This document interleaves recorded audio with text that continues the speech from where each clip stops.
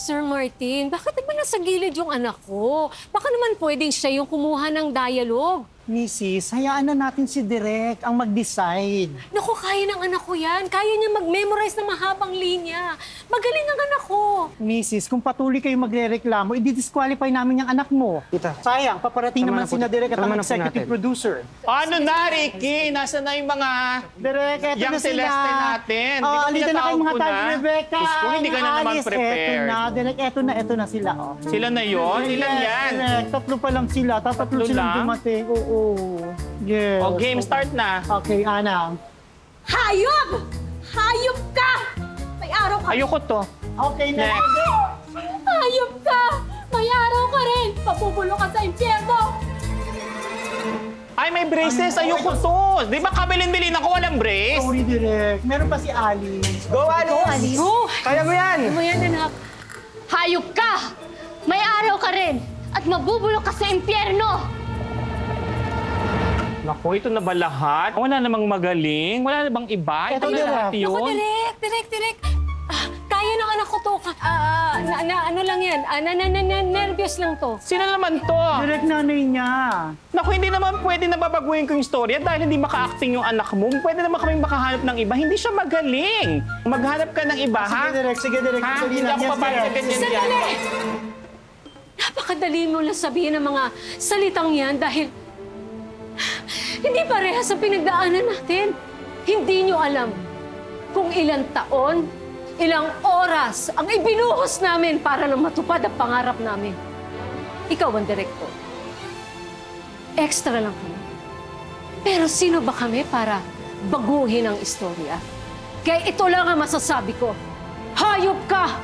May araw ka rin! Mabubulo ka sa impyerno! Magaling siya! Siya ang gusto ko. Alam mo, siya na lang kunin natin Young Celeste. Pa-make-upan nyo lang. Pwede na yan. Maging Sige, Young Direk. Celeste. Kunin na yung pangalan yan. Dapat ganun. Oh, siya pupunta. Mrs.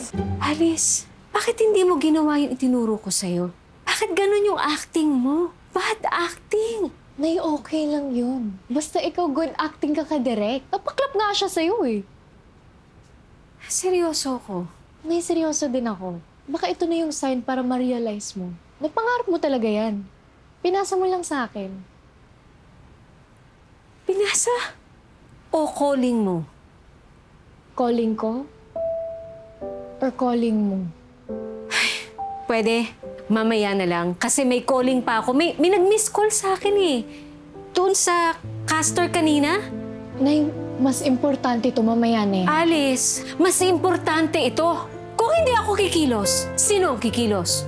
Kung hindi ngayon, kailan? Cut!